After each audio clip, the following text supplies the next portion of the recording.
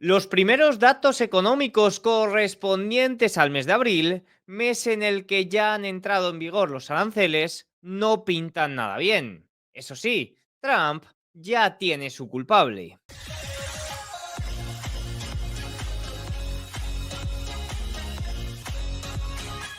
Muy buenas a todos y bienvenidos un día más al canal. Hoy es martes 22 de abril de 2025 y en este momento son las 22:47 hora en España, 16:47 horario de Nueva York. El día de hoy acabamos de conocer los resultados empresariales de Tesla. Los vamos a ver en detalle en este vídeo, pero ya les anticipo que no han sido para nada buenos. Eso sí, el mercado no se lo estaba tomando tan mal.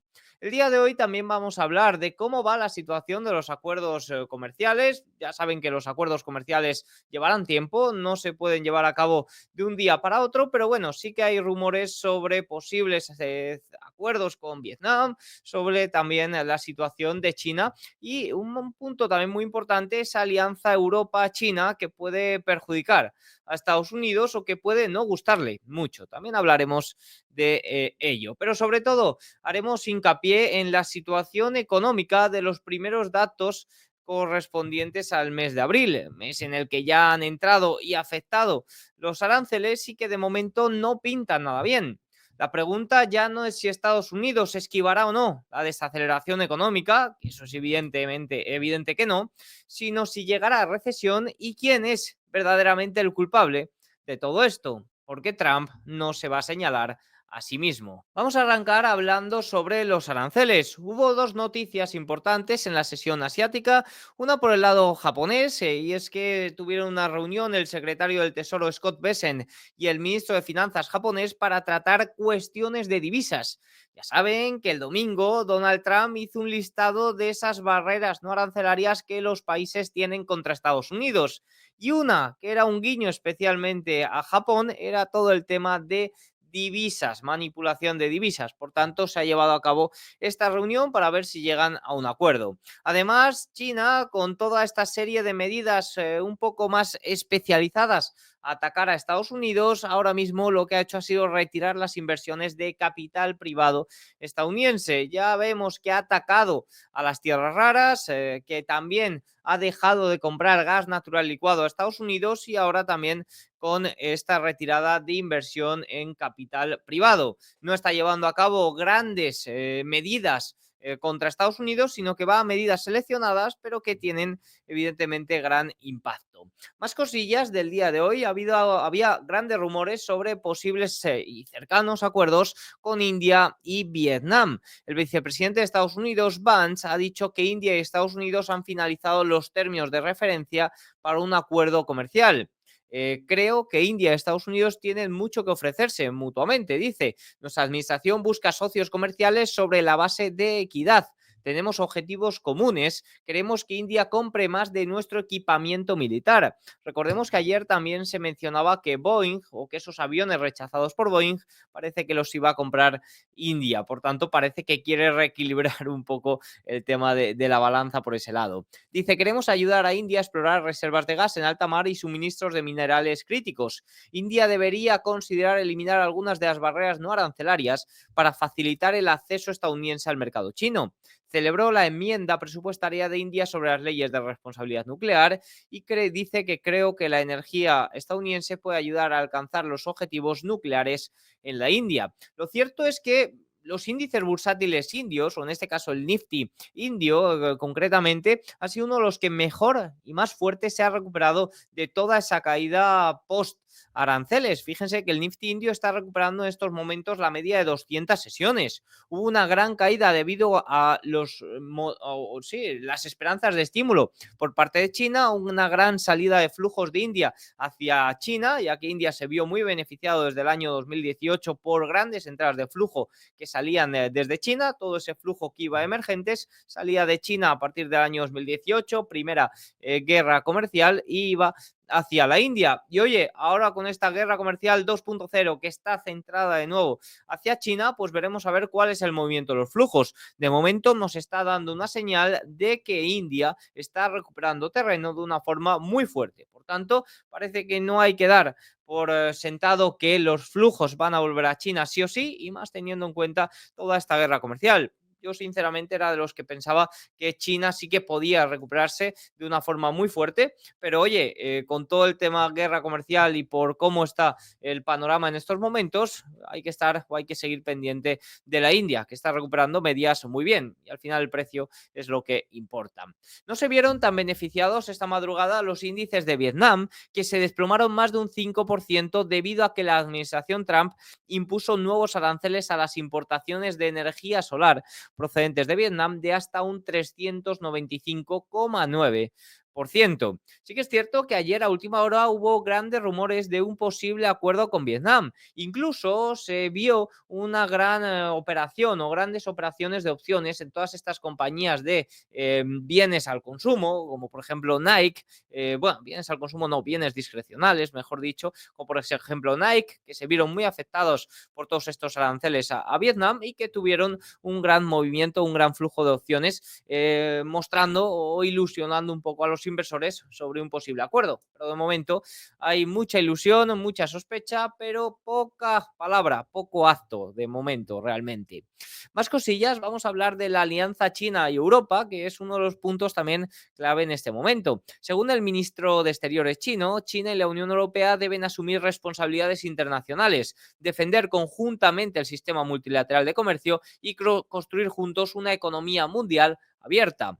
China está dispuesta a fortalecer aún más los intercambios de alto nivel con la Unión Europea, consolidar la base de confianza mutua y gestionar adecuadamente las diferencias, según el ministro de Exteriores, bueno, según China.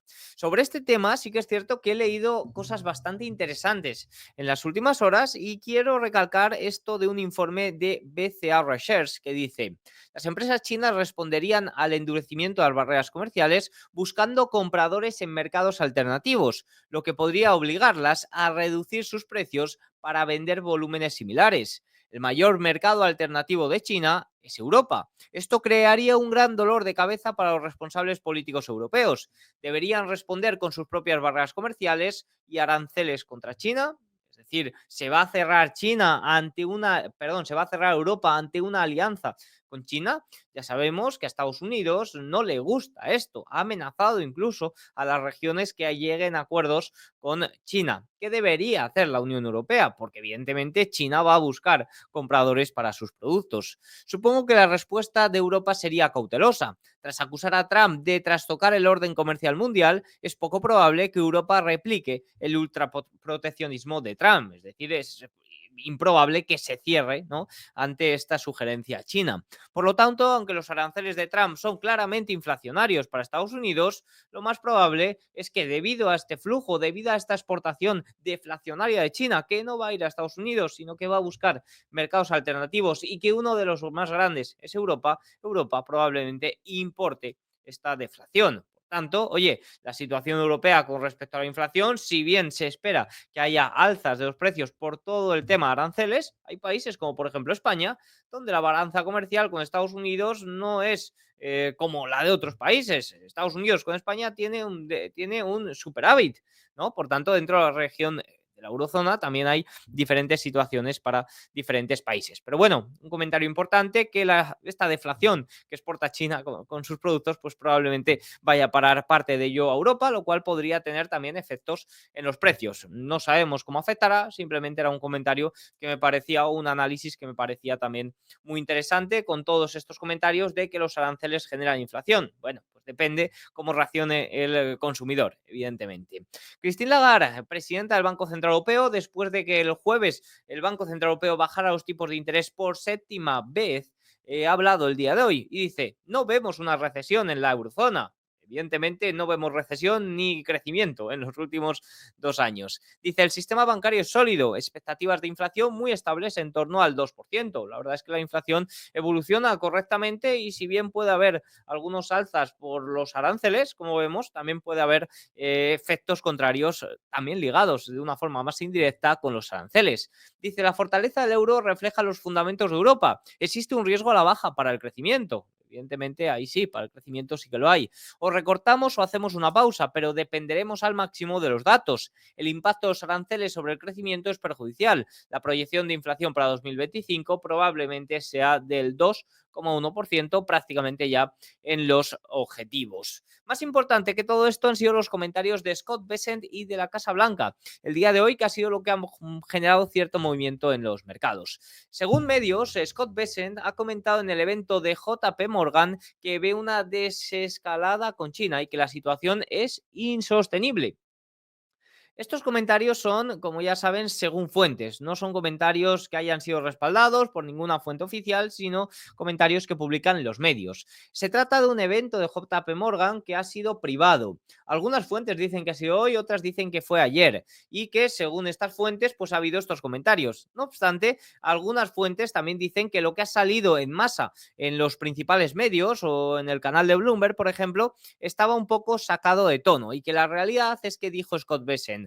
Los informes sobre lo que dice la otra fuente es que los informes sobre sus declaraciones acerca de un acuerdo comercial con China han sido, exageran sus palabras. Dicen, quiso decir que hay margen para el diálogo y la desescalada, pero mucho depende también de la disposición de China a negociar en materia comercial. Pero bueno, eso de que el comercio en estos momentos entre Estados Unidos y China es insostenible es una realidad. ¿Quién puede soportar unos aranceles de un 145% de China a Estados Unidos y de hasta un 245% de Estados Unidos a China? Nadie. El comercio entre Estados Unidos y China está bloqueado por completo. No obstante, estos comentarios, como vemos, ha sido lo que ha generado cierto movimiento durante el día. Los primeros al alza y luego sí que es cierto que a la baja porque ha habido más comentarios. Dice Bessent, reequilibrar la economía de China hacia el consumo y la de Estados Unidos hacia la manufactura en 2 o 3 años sería una gran victoria para Estados Unidos. Busca el reequilibrio. La pregunta es si Pekín está dispuesto a ello. Las negociaciones con China serán una lucha ardua y describe la situación actual del comercio bilateral como un embargo, como lo que comentaba, un bloqueo comercial entre ambos países. A la vez que se filtraban estos comentarios, la Casa Blanca también informaba que hay 18 propuestas de papel para llevar a cabo acuerdos comerciales y que el acuerdo con China va muy bien. Estos comentarios sí que es cierto que no terminan de convencer ni a los inversores ni al mercado, que poco a poco empieza a descontar que los aranceles o que estos acuerdos comerciales pueden llevar meses y serán complicaciones, serán negociaciones complicadas. Por tanto, la situación de estos acuerdos comerciales de momento es pausa. Parece que avanza, pero de momento no hay ninguna noticia. Ahora, están condenados a llegar a acuerdos si no quieren ver lo que pasó el día 9 de abril, que casi se rompe el mercado de bonos, que tampoco está muy tranquilo. Ahora vamos a verlo más en detalle. Más cosillas, el Wall Street Journal asegura que Trump parece estar preparando a Powell para que sea el chivo expiatorio si la crisis arancelaria de Trump provoca una recesión a finales de este año. Ya hemos observado como miembros importantes de banca, como el propio Diamond, CEO de JP Morgan, o el propio Bill Ackman, que respaldaron a Trump en un primer momento, no es que no estén apoyándolo en estos momentos, sino que están cuestionando bastantes de sus políticas, ¿no? Y Nick Timiraos y el Wall Street Journal pues hacían un poco eco de todo esto y decían que Powell va a ser el que pague los platos rotos y al que se le echa la culpa de esta recesión provocada en primera y última instancia por Donald Trump. Fíjense, el FMI recortó su previsión de crecimiento mundial para 2025 al 2,8% frente a la previsión de enero del 3,3%. La estimación para 2026 cayó al 3% frente al 3,3% anterior. Lo cierto es que cada vez parece más probable que vamos en esa dirección. Ya no sé si llegaremos a una recesión o no, pero sí hacia una desaceleración económica. Lo vamos a ver la semana que viene con los primeros datos correspondientes al primer trimestre del año 2025. Ahora son unos datos económicos, es un dato de crecimiento económico que se ha visto muy alterado por el efecto importación y posiblemente los siguientes meses se vea afectado por el efecto contrario, Por tanto, la situación en estos momentos es muy dependiente de cosas que no son realmente claves a la hora del crecimiento económico. Sin duda alguna, la clave está por el lado del consumo. Sin duda alguna, eso es lo que mueve el 60-70% del dato de Producto Interior Bruto. No obstante, los primeros datos regionales del mes de abril, que ha sido el primer mes con aranceles recíprocos ya en vigor, está mostrando datos muy débiles. Fíjense, la Fed de Filadelfia mostró un descenso en la actividad empresarial y también un aumento de los precios. Aquí podemos ver la línea verde, que son los precios que han ido al alza, y vemos como sobre todo los nuevos pedidos y las estimaciones se han desplomado totalmente. El mismo panorama, pero peor, fue evidente con la encuesta de actividad manufacturera de la Reserva Federal de Richmond, que cayó a -13 cuando se esperaba -7, y las condiciones comerciales generales se desplomaron a -30, por debajo de los niveles más bajos del bloqueo COVID. Aquí podemos ver las expectativas de nuevos pedidos que se han desplomado totalmente, como pasó en la pandemia, incluso peor, ¿no? Por tanto, la situación de los primeros datos, sí, eso sí, secundarios correspondientes al mes de abril han sido bastante débiles. Mañana conoceremos la previa de los datos manufactureros de servicios del mes de abril, y eso sacará más de dudas. La clave de si habrá o no recesión se encuentra sin ninguna duda, como ya he comentado, por el lado del consumidor. Más allá de estos efectos de importaciones o exportaciones, que es lo que ha generado esta previa esta previa en las empresas de los aranceles, la clave estará por el lado del consumidor. ¿Es esta recesión provocada por Trump? Hombre, pues evidentemente sí. ¿Que se debe de provocar esta recesión o esta desaceleración económica para provocar ese detox a nivel económico? Pues evidentemente también. Puede que las formas no se hayan sido las mejores, evidentemente todo eso es discutible, pero oye, el plan de Trump y su administración de provocar un detox a nivel económico, pues parece que de una forma quizás más brusca, como digo, de lo que se podría esperar en los mercados financieros, se está logrando. No obstante, a mí me gusta mucho vigilar el consumidor. Esto es el 60-70% del crecimiento económico, y de momento las ventas minoristas del primer trimestre fueron salvables, vamos a dejarlo ahí, y el índice Redbook de Estados Unidos aumentó un 7,4% en la última semana, y vemos que la tendencia de este inicio de 2025 ha sido más o menos positiva, o más o menos en la misma línea que el año 2024. Este índice lo que refleja son las ventas minoristas, más o menos. Es un dato más ruidoso que las ventas minoristas, es un dato que se ofrece semanalmente, y sobre todo se detalla muy bien. Fíjense de dónde venía desde la pandemia, fíjense cómo sufrió en toda esta caída del año 2022, y cómo de momento, si bien no está mostrando un repunte considerable, se mantiene más o menos plano. Por tanto, estaremos pendientes, porque si hay ya 2-3 semanitas bastante más débiles, que se pierden niveles en torno al 5, puede ser una clara señal de que el consumidor se está desacelerando. De momento, el consumidor parece que se está sosteniendo. Tampoco está brillando mucho, pero dejémoslo ahí, parece que se está sosteniendo. Más cosillas, el día de hoy, justo al cierre, hemos conocido los resultados empresariales de Tesla. La verdad es que el valor no se ha movido mucho en cuanto a precio, parece que está esperando a la conferencia de prensa, que será a las 5:30 hora de Nueva York, lo que viene a ser las 11:30 horario en España, pero sí que es cierto que los números han sido horrorosos. Fíjense, beneficios por acción 0,27 cuando se esperaba 0,41 dólares, ingresos 19.300 millones de dólares por debajo de las expectativas de 21.340. Los ingresos de Tesla cayeron un 9% en el último año. Se trata del mayor descenso interanual de ventas desde el año 2012. Los ingresos netos de Tesla cayeron un 71% en el último año, hasta 409 millones de dólares. Este fue el primer trimestre por debajo de los 1.000 millones de dólares para el resultado final de Tesla en 4 años. Sus ingresos trimestrales han sido los más bajos desde el tercer trimestre de 2021. Los ingresos de Tesla Automoción han caído un 20% interanual.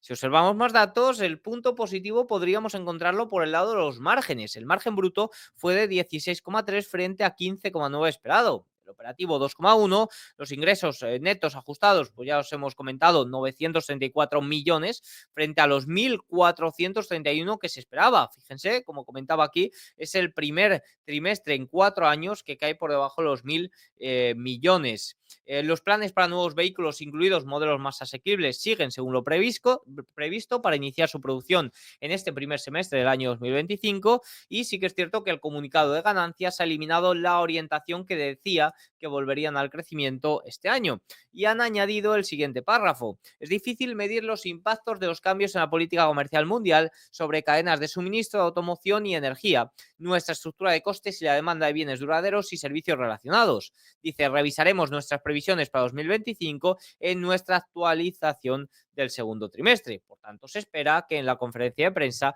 haya más detalles sobre este guidance, sobre estas previsiones, que es un poco lo que espera o lo que está pendiente el mercado. Si nos vamos a observar cuál ha sido el movimiento, podemos ver que en estos momentos se encuentra más o menos plano. Fíjense que si lo ponemos en un minuto, apenas hay mucha diferencia de cuándo se han presentado los resultados y cuándo no. Aquí lo podemos ver, primero ha sido un movimiento al alza de hasta casi un 4%, luego ha caído casi un 2% y finalmente pues se encuentra con poquitos cambios. Si observan, el movimiento del valor es muy curioso. Tuvo un gran alza justo tras las elecciones americanas, un gran alza que no se debía en ningún caso a los fundamentales de la compañía, se debía específicamente a que Elon Musk estaba muy cerca de la administración Trump.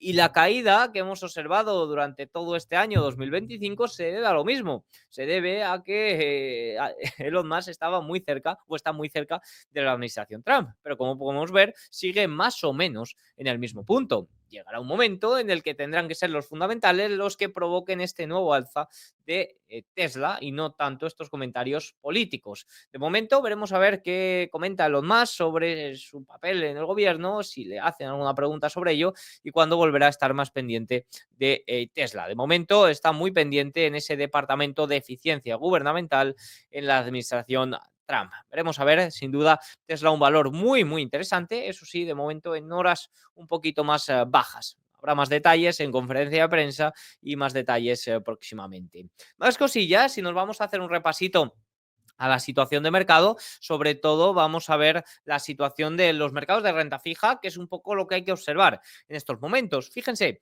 la diferencia de rentabilidad entre los bonos del Tesoro estadounidense a 10 años y los bonos alemanes se ha ampliado hasta 1,95 puntos porcentuales. Esto se trata del nivel más elevado desde febrero, a medida que los inversores retiran capital de Estados Unidos y lo trasladan a Europa. Realmente serán los propios europeos los que están sacando su capital de Estados Unidos y lo están llevando hacia un poco la seguridad europea, si lo podemos llamar seguridad, evidentemente. La curva de rendimientos de Estados Unidos sigue empinándose, sobre todo tuvo un gran repunte ayer, hoy se ha venido un poquito más abajo.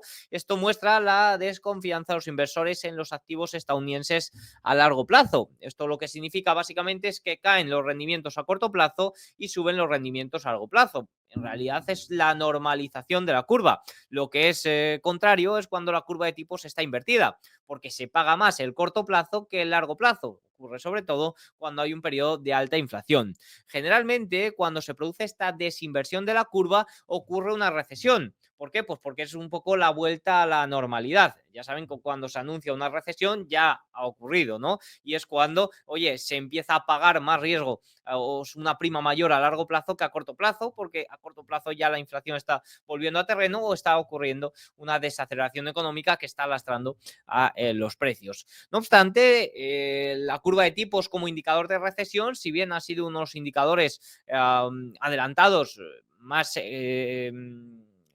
excelentes de la historia, cada vez tiene menor tasa, bueno, no menor tasa acierto porque tiende a acertar, pero sí que es cierto que cada vez hay que cogerlo con pinzas o con más pinzas por todo el efecto de estímulos monetarios y cómo ha cambiado la economía y los mercados de bonos en los últimos 15 años, que afectan también a los movimientos de la curva de tipos. No obstante, oye, cuando la curva de tipos se desinvierte, es un claro indicador de desaceleración económica. Que llega a recesión o no, pues dependerá de si el Tesoro y la Reserva Federal lo permiten, porque evidentemente pueden inyectar liquidez en cualquier momento y que aquí no haya pasado nada. Eso sí, si tomamos en cuenta los diferenciales swaps como un indicador del dolor, ya que básicamente cuando el basic trade ese comercio base que tanto hacen los fondos de cobertura y que ya comentábamos en las últimas semanas que se estaba rompiendo, pues también lo hacen los swaps, ¿no? Porque al final los swaps es un poco una réplica de todo esto. Y si los tomamos como referencia, vimos que ayer volvieron a caer. Fíjense, este fue el movimiento del miércoles 9 de abril, cuando Donald Trump tuvo que pausar los aranceles porque se estaban realmente rompiendo cosas. El viernes volvieron a dar un susto, ese viernes 11 de abril, y ayer volvieron a corregir. Sí que es cierto que hoy ha habido cierto alivio, pero bueno, que sigue habiendo tensiones por este lado. El diferencial de rendimiento entre el bono corporativo de alto rendimiento compuesto y el bono del Tesoro estadounidense a 10 años se está ampliando, lo que indica una señal naranja, nunca mejor dicho, sobre las crecientes probabilidades de una crisis crediticia resultante del estrés del sistema financiero. Aquí ocurre una cosa, y es que Trump no está jugando en estos momentos con los mercados de capital privado o con promotores o con constructores, sino que está jugando con los mercados bursátiles. Y a los mercados bursátiles nadie los gana. Si nos vamos a observar la renta variable, hoy ha sido un día excelente. El Nasdaq ha registrado su mejor día de las últimas 2 semanas. Eso sí, la reversión de la apuesta por ese excepcionalismo estadounidense tan rápida que hemos visto en los últimos años había provocado una caída de un 8,1% en el mes de abril para el S&P 500. Si contamos la subida de hoy, es una caída de un 7, 6, 7%. Si lo comparamos con una bajada del 0,4% de los índices globales, que hoy, debido a los movimientos de hoy, ha sido una subida ligera, se trata del mayor desfase mensual en los últimos 32 años. Es decir, la caída que estamos viendo generalizada de los activos estadounidenses no es para nada habitual y se está provocando de una forma muy rápida. Si observamos los flujos tanto de minoristas como institucionales, vemos que durante todo el año 2025 el minorista ha estado comprando, mientras que el institucional se ha mantenido un poco más rezagado, incluso ha llevado a cabo ventas. El institucional empezó el año, o sobre todo acabó el año 2024, mejor dicho, porque ya hubo una gran caída de posicionamiento en esa caída de finales de diciembre de 2024. Llegó a mediados de 2024 con ese rally, último rally de los 7 magníficos, con un gran posicionamiento y lo empezó a soltar ahí, sobre todo el posicionamiento de los 7 magníficos, lo empezó a soltar ahí y de momento no parece que lo haya recuperado. ¿Cuál puede ser la señal para que estos grandes inversores, los inversores institucionales, vuelvan al mercado? Pues oye, de momento que se aclare un poco toda la situación o toda la incertidumbre arancelaria. No obstante, todos los comentarios, todos estos datos institucionales suelen ir bastante rezagados. Por tanto, donde tendremos que poner el ojo es más bien en el precio, en la recuperación de niveles clave, en volver a terrenos de gamma positiva y no tanto en ver lo que hacen estos institucionales. Simplemente es un comentario un poco de situación, de análisis de situación, pero como señales, como indicadores adelantados, ni mucho menos sirven. Eso sí, la debilidad se mantiene especialmente en los 7 magníficos. En lo que va de año, la caída del 10,2% del S&P 500 ha sido liderada por una caída del 21,9% de los 7 magníficos. El S&P 500 493, es decir, el resto de compañías, ha caído tan solo un 5% en lo que va de año. El PER adelantado de los 7 magníficos se desplomó 10 puntos porcentuales desde finales del año pasado, de aproximadamente 32 a 22. Durante este periodo, el forward PER del S&P 500 ha caído 4 puntos porcentuales de 22 a 18. Es decir, son los 7 magníficos los que más han sufrido esta corrección. Y evidentemente este es uno de los gráficos clave de este año y de los próximos, y es que el crecimiento de los 7 magníficos, como ya hemos visto con Tesla, se está desacelerando de una forma muy rápida. Y veremos a ver Nvidia, que era uno de los que más impulsaba este crecimiento, mientras que el resto de valores parece que querían lograr mayor crecimiento de los beneficios. Estaremos pendientes también porque todo este tema de los aranceles puede cambiar un poco todo este juego. Y ya por último vamos a hablar del oro y del Bitcoin. El oro sin duda está siendo el gran ganador y de momento los gestores no tienen un gran posicionamiento, simplemente es de 6-7 sobre 10. Es un posicionamiento más o menos neutro. ¿Qué nos indica esto? Nos indica dos cosas. Una, que puede que haya reducido este posicionamiento y hayan recogido beneficios, y dos, que hay margen para aumentar este posicionamiento. Evidentemente estamos ya en niveles bastante extendidos. Hoy han tocado los $3.500, finalmente ha cerrado por debajo de los 3.400. No viene mal correcciones, no viene mal aceptaciones de precios, no hay que perseguir precios tampoco en el oro, pero oye, esto nos indica que todavía puede haber posicionamiento, sobre todo si la incertidumbre se mantiene.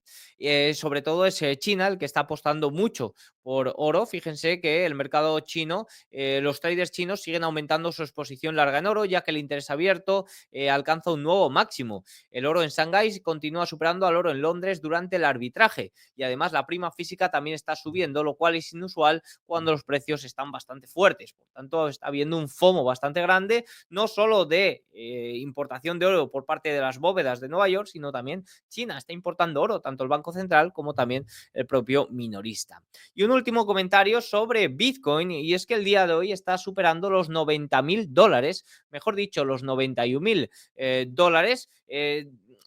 Ya diferenciándose por completo de ese movimiento o de esa correlación que comentábamos que tenía tan alta con el Nasdaq. Ya está mostrando en las últimas semanas cómo no está sufriendo tanta volatilidad y cómo está actuando de una forma bastante correcta. Por tanto, sin duda, Bitcoin a vigilar. Comentábamos que opositaba a ser activo refugio de verdad y parece que se está examinando estas últimas semanas y lo está haciendo por el momento de una forma bastante buena. Ya por último, para mañana conoceremos datos de PMI manufacturero y de servicios, tanto en Europa, Reino Unido como en Estados Unidos, y también tendremos resultados empresariales. Mañana presentará Boeing y veremos un poco esa resaca de los resultados de Tesla. Poco más tengo que decir, espero que les haya gustado este vídeo. Si es así, háganmelo saber con un like, un comentario y nos vemos mañana. Chao.